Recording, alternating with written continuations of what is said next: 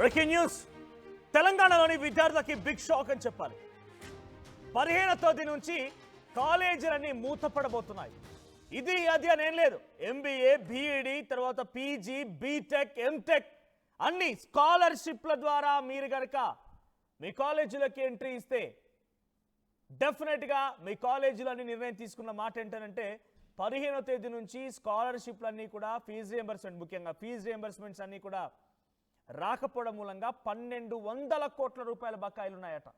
So 1200 కోట్ల రూపాయల బకాయిలని ఇవ్వకపోవడంతో ఈ నిర్ణయం తీసుకున్నట్టు తెలుస్తోంది. All engineering, pharma, MBA, B.Ed, PG and degree colleges in Telangana will shut down indefinitely from September 15th over non-payment of 1200 crores of fees reimbursement dues. 1200 కోట్ల రూపాయల బకాయిలట. సో ఇప్పుడు దీన్ని బట్టి చూస్తే అర్థమవుతోంది ప్రభుత్వాలకి విద్యాపరంగా ఎంత భద్రత, ఎంత బాధ్యత ఉందని దీన్ని బట్టి చూస్తే అర్థమవుతోంది. సో నిజంగానే I do want question. So నిజంగా విద్యార్థులకు సంబంధించినటువంటి అంశం కాబట్టి విద్యార్థుల స్టాండ్ తీసుకొని నేను క్వశ్చన్ చేయాలనుకున్నాను గవర్నమెంట్ని. సో ప్రస్తుతానికి ఈ 1200 కోట్ల రూపాయల బకాయిల విషయంలో సెప్టెంబర్ 15వ తేదీ నుంచి ఈ కాలేజీలన్నీ కూడా షట్ డౌన్ కాబోతున్నాయట. ఈ నేపథ్యంలో వారు ఒక మీడియా సమావేశం కూడా ఏర్పాటు చేశారు. మీడియా సమావేశం ఏర్పాటు చేశారు. 1200 కోట్ల రూపాయల బకాయిలు ఉన్నాయని చెప్తూ ఉన్నారు. సో మనం రాష్ట్ర వ్యాప్తంగా అప్పుడప్పుడు పండుగలు చేసుకుంటూ ఉంటాం. ఎటువంటి పండుగలు అంటే ఉదాహరణకి తెలంగాణ రాష్ట్రం వచ్చి 10 ఏళ్ల పాటుగా వసంతాలో పండుగ, 9 ఏళ్ల పాటుగా పండుగలు, 10 ఏళ్ల పాటుగా పండుగలు, ఇవన్నీ పండుగలు చేసుకుంటే 1000 కోట్లకు మించిపోయాయి కదా. మొన్నటికి మొన్న తెలంగాణ రాష్ట్రం ప్రభుత్వం మారిన తర్వాత కూడా చాలా అట్టహాసంగా పండుగలు జరుపుకున్నారు, వేడుకలు చేసుకున్నాం. సో ఇవన్నీ తప్పని నేను చెప్పడం లేదు. బట్ అలా చేస్తున్నటువంటి ఆ పండుగల్లో విద్యార్థులకు సంబంధించి ఒక 10%, పోనీ 20%, పోనీ మీకు చాలా బాధ్యత ఉంటే 50% మీరు వాళ్ళకి చెల్లించినా కూడా ఈరోజు దుస్థితి వచ్చేది కాదు కదా. అన్నింటికీ ఒకటి ఉంటుంది. ఈరోజు ఈ పండుగ చేసుకోవాలి, పలానా ఆయన ఓ మంత్రి దగ్గరికి వెళ్ళాలంటే తప్పకుండా వెళ్ళాల్సిన ఒక షెడ్యూల్ ఉంటుంది. ఎందుకంటున్నా అంటే మేము చదివే వయసు నుంచి మొదలుకుంటే, మాకంటే ముందు మా తరాల వాళ్ళు చదివిన వయసు నుంచి మొదలుకుంటే, వాళ్ళ తరాల కంటే ముందు తరాల వారంటే ఉదాహరణకి తండ్రి వయసు నుంచి ఈ రోజు వరకు మాలాంటి విద్యార్థులను చదువుకొని ఉద్యోగాలు చేసే పరిస్థితి నుంచి మళ్ళీ మా తర్వాత జనరేషన్ కూడా ఈ ఇబ్బంది ఎదుర్కొంటున్నాయంటే విద్యార్థుల పట్ల ఏ ప్రభుత్వాలు మారినా, ఎన్ని పార్టీలు వచ్చినా కూడా ఒక వాళ్ళకంటూ ఒక టైం లైన్ అనేది లేదు. ఒక పక్క ఎస్ విద్యార్థులందరూ కూడా చదువుకుంటారు కాబట్టి వాళ్ళకి మనం రియంబర్స్మెంట్ ఇవ్వాల్సిందే. అప్పుడే కాలేజీ యాజమాన్యం విద్యార్థులకు అన్ని రకాలుగా సదుపాయాలు సమకూరుస్తాయి. కాలేజీ యాజమాన్యాల్లో కాలేజీలో పనిచేసే లెక్చరర్లు, ప్యూన్లు, ఆయాలు వాళ్ళందరికీ జీతాలు వస్తాయనే విషయాన్ని మర్చిపోయే కాబోలు. ఎందుకంటే ఎన్ని మారినా ఏం జరిగినా ఇది మాత్రం మారడం, ఈ పద్ధతి మారలేదు. ప్రతి ఏడు మీరు గమనించండి. సో ప్రతి సంవత్సరం కూడా ఓ రోజు ఫీజు రియంబర్స్మెంట్ బకాయిలను విడుదల చేయాలని ఒక విద్యార్థి సంఘం బంధు పిలుపునిస్తారు. వెంటనే ఫీజు రియంబర్స్మెంట్ బకాయిలను చెల్లించాలని చెప్పి పిల్లలంతా కూడా రోడ్డుకి ఎక్కుతారు. కాలేజీ యాజమాన్యాలు రోడ్డుకి ఎక్కుతాయి, కాలేజీ యాజమాన్యాలు మాట్లాడుకొస్తాయి. But first time ever in India భారతదేశ చరిత్రలోనే మొట్టమొదటిసారిగా ఒక రాష్ట్రంలో డైరెక్ట్గా కాలేజీలు మొత్తం షట్ డౌన్, తాళాలు వేసుకోబోతున్నాయి. మాకు 1200 కోట్ల రూపాయల ఫీజు రియంబర్స్మెంట్ బకాయిలు ఉన్నాయి, మేము కాలేజీని నిర్వహించలేకపోతున్నాం, మెయింటైన్ చేయలేకపోతున్నాం, మా దగ్గర పనిచేసేటువంటి స్టాఫ్కి జీతాలు ఇవ్వలేకపోతున్నాం, ఇవన్నీ ఇబ్బందులు పడుతున్నాం. కాబట్టి మేము 15వ తేదీ నుంచి కాలేజీ మొత్తాన్ని కూడా మూత వేస్తున్నాము, తాళాలు వేసుకుంటున్నామని చెప్పి ఆ కాలేజీ సంబంధించినటువంటి ఆ ఫెడరేషన్ చెప్తోంది. So MBA, BEd, PG and degree ప్రతి రియంబర్స్మెంట్ వచ్చేటువంటి ప్రతి కాలేజీ కూడా ఈ నిర్ణయం తీసుకుందట. రాష్ట్ర వ్యాప్తంగా సుమారుగా నాకు తెలిసి కొన్ని వేల కాలేజీలు ఉన్నాయి, కొన్ని లక్షల మంది విద్యార్థులు చదువుతున్నారు. వారందరికీ ఇది ఒక బిగ్గెస్ట్ షాకింగ్ న్యూస్ అని చెప్పాలి. సో వాళ్ళ డిమాండ్స్ ఏంటి ప్రధానంగా అంటే ఇప్పుడున్నటువంటి ఈ 1200 కోట్ల బకాయిలో కనీసం 60% అంటే సుమారుగా 700-800 కోట్ల రూపాయలు చెల్లించడంతో పాటుగా వెంటనే విడుదల చేయడంతో పాటుగా మాకు ఇన్ ఫ్యూచర్లో భవిష్యత్తులో కూడా ఈ ఫీజు రియంబర్స్మెంట్ సంబంధించి బకాయిలను ఎలా విడుదల చేస్తాం, ఏ టైంలైన్ ఉండబోతోంది, ఎప్పుడెప్పుడు ఎలా విడుదల అవుతాయనే విషయం పైన చాలా స్పష్టమైనటువంటి ఒక డిమాండ్ కూడా వాళ్ళు పెడుతూ ఉన్నారు. సో ఇన్ ఫ్యూచర్ భవిష్యత్తులో మాకు ఎప్పుడెప్పుడు ఈ టైం లైన్ ప్రకారంగా ఎస్ ప్రతి సంవత్సరం ఆ విద్యా సంవత్సరం ప్రారంభమైన తర్వాత అకాడమిక్ ఇయర్ స్టార్ట్ అయిన తర్వాత జనవరిలోనో లేదా డిసెంబర్లోనో లేదా మార్చిలోనో మీకు పెండింగ్ బకాయిలు చెల్లిస్తామన్న రకంగా ఒక నిర్దిష్టమైనటువంటి ఒక స్పష్టమైనటువంటి ఒక ఆన్సర్ వస్తేనే ఒక చట్టం రూపంలో దానికి అన్ని రకాలుగా చేస్తేనే మేము కాలేజీలు ఓపెన్ చేస్తాం, లేదంటే మేమంతా కూడా కాలేజీలు మూసేసుకుంటామని చెప్పి యాజమాన్యాలు చెప్తున్నాయి. పండుగల్లో మనం తక్కువ వేడుకలు తక్కువ వెనక్కి వెళ్ళాం. వేడుకల్లో చాలా అట్టహాసంగా వేడుకలు జరిగాయి. నేను ఎవరిని తప్పుపడడం లేదు, ఐఎమ్ వెరీ సారీ. నేను ఎవరిని తప్పుపడడం లేదు, ఎవరి గురించి నేను పాజిటివ్గా చెప్పడం లేదు. బట్ విద్యార్థుల పక్షాన మాట్లాడుతున్నాను కాబట్టి మన దగ్గర మిస్ వరల్డ్ పోటీలు జరిగాయి. మన దగ్గర 9వ సంవత్సరానికి తెలంగాణ వేడుకలు జరిగాయి పోయిన ప్రభుత్వంలో. ఈ ప్రభుత్వం వచ్చాక 10వ సంవత్సరంలో కూడా వేడుకలు జరిగాయి. అంటే ప్రతిసారి వేడుకలు జరగడానికి కోసం మనం వేల కోట్ల రూపాయలు ఖర్చు పెడుతున్నామే. ఒక రాజకీయ పార్టీ సమావేశాలకు ఎన్ని కోట్ల రూపాయలు ఖర్చు పెడుతున్నాం, ఎన్ని వేల కోట్లు ఖర్చు పెడుతున్నాం. అటువంటిది విద్యార్థులకు వచ్చేసరికి ఎందుకు ఈ నిర్లక్ష్యత? విద్యార్థుల గురించి మాట్లాడేటప్పుడు ఎందుకు నిర్లక్ష్యం? విద్యార్థుల గురించి మాట్లాడేటప్పుడు ఎందుకు ఇంత ఒక అలసత్వం, బాధ్యతారాహిత్యంగా ప్రవర్తిస్తూ ఉన్నారు? సో విద్యార్థులు ప్రతి ఏడు, మీరు ఒకసారి గమనించండి, మీరు ఒకసారి కామెంట్ చేయండి, ప్రతి ఏడు ప్రతి సంవత్సరం రియంబర్స్మెంట్ బకాయిలు వెంటనే విడుదల చేయాలని చెప్పి ఒక విద్యార్థి సంఘం బంధు పిలుపునిస్తారు. విద్యార్థులంతా రోడ్డు ఎక్కుతారు, కాలేజీ యాజమాన్య రకంగా స్టేట్మెంట్ పాస్ చేస్తుంటాయి. ప్రతి ఏడు జరగాలనా? ప్రతి సంవత్సరం జరగాలనా? ఎక్కడైనా తెలంగాణ వేడుకలు జరగలేదని చెప్పి ఎవరైనా ధర్నాకి ఎక్కారు, రోడ్డుకి ఎక్కారా? అది నేను జరపొద్దు అనడం లేదు, బట్ ఆ రకంగా వారు అడగలేదు కదా. అడిగిన వాటికి ఎందుకు సమకూర్చరు?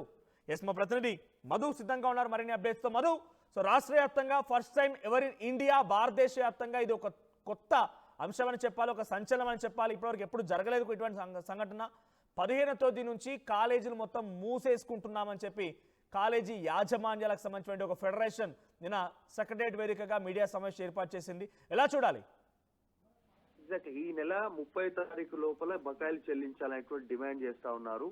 15వ తారీఖు నుంచి వృత్తి విద్యకు సంబంధించినటువంటి కాలేజీలని బంద్కు పిలుపునిస్తే 16వ తారీఖు నుంచి డిగ్రీ, పీజీ కాలేజీలు కూడా ఈ ధర్నాలో పాల్గొనడం, ఈ బంద్లో పాల్గొననున్నట్టుగా తెలుస్తా ఉంది. మొత్తం 10,000 కోట్ల బకాయిలు ఉన్నాయి మనోజ్, రాష్ట్రం నుంచి రావాల్సినటువంటి ప్రైవేటు కాలేజీలకి.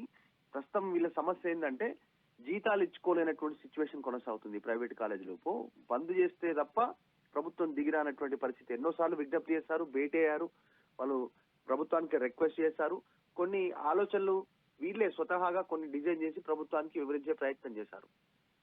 దాంట్లో 1,00,000 రూపాయలకు సంబంధించినటువంటి ఫండ్ ఏర్పాటు చేయాలి. దాంట్లో కార్పస్ ఫండ్ కానీ ఇంకా ఇతరత్రకు సంబంధించినటువంటి అన్ని ఫండ్స్ ని దాంట్లో ఇంక్లూడ్ చేస్తే ఫ్యూచర్ లో ప్రభుత్వానికి ఇబ్బంది లేకుండా దాని నుంచి వచ్చేటువంటి ఫిక్స్డ్ డిపాజిట్ చేస్తే మిత్తే సంవత్సరానికి 3,000 కోట్లు వస్తుంది దాంట్లో ఇంట్రెస్ట్. దాని ద్వారా ఫీజు రియంబర్స్మెంట్ కు ఎలాంటి ఇబ్బంది లేకుండా, డోకా లేకుండా సాఫీగా సాగేటువంటి ఒక ప్రయత్నం కోసం చెప్పే ఒక స్కీమ్ కూడా వీళ్ళే ఐడియా చేశారు. కానీ ప్రభుత్వం మాత్రం దాని మీద దృష్టి పెట్టలేదు. కార్పొరేట్ సంబంధించి సిఎస్ఆర్ కార్పస్ ఫండ్ కానీ తర్వాత ఇంకా ఇతరత్ర మార్గాల ద్వారా ఫండ్ రైజ్ చేసుకునే అవకాశం ఉంది ప్రభుత్వానికి. అంటే విద్య మీద దృష్టి పెడితే మరి దాని మీద ఫోకస్ చేయట్లేదు కాబట్టి వీళ్ళు బంద్కు పిలుపునిచ్చారు.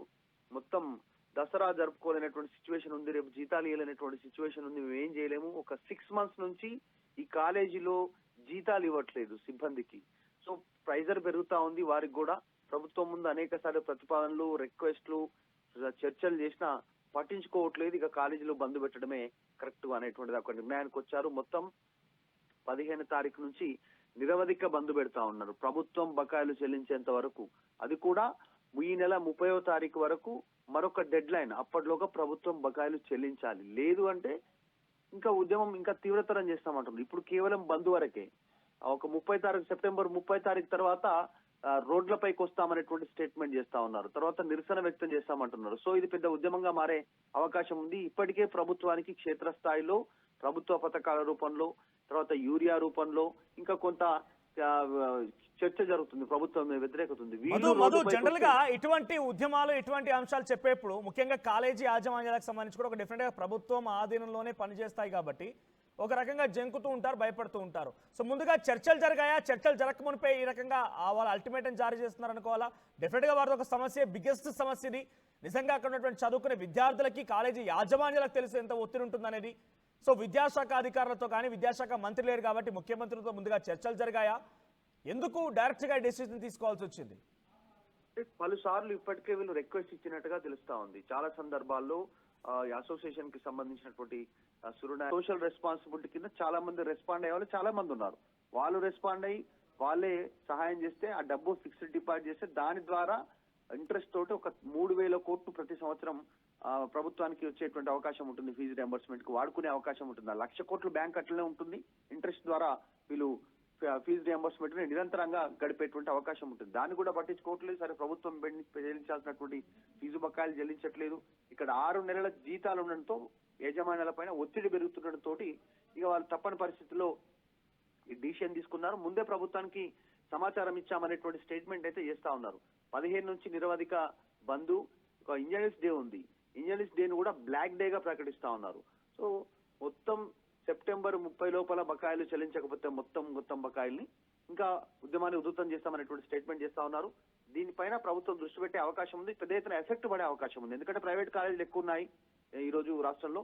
సో దీని ద్వారా విద్యార్థులంతా కూడా ఖాళీగా ఉండే అవకాశం ఉంది, రోడ్డుపై వచ్చే అవకాశం ఉంది. సో చర్చ జరిగే అవకాశం ఉంది. ఇప్పటికే ప్రభుత్వం మీద వ్యతిరేకత ఉంది కాబట్టి ఈ వ్యతిరేకత విషయంలో దీని దృష్టి పెట్టే అవకాశం ఉంది. ముఖ్యంగా విద్యాశాఖ ముఖ్యమంత్రి దగ్గరనే ఉంది కాబట్టి ఫోకస్ చేసే అవకాశం ఉంది. Manoj, right, thank you Madhu.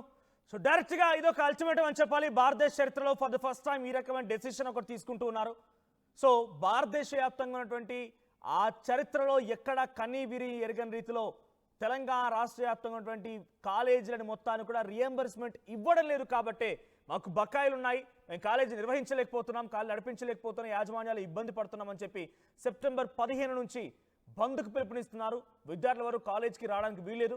డైరెక్ట్గా ఒకసారి ఆ ఫెడరేషన్ సంబంధించినటువంటి ఆ యాజమాన్యం, వివిధ కాలేజీల యాజమాన్యాలకు సంబంధించి ఒక ఫెడరేషన్ ఉంది. ఆ ఫెడరేషన్ ప్రతినిధులు మాట్లాడుకోవచ్చా, వారు ఏం మాట్లాడారో చూద్దాం.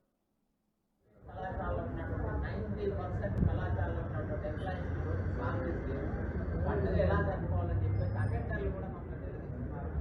ఇటువంటి సిచ్యువేషన్లో ప్రభుత్వాన్ని, సీఎం గారిని దసరా పండుగ లోపల మాకున్నటువంటి బకాయిలన్నీ ఇప్పించేసి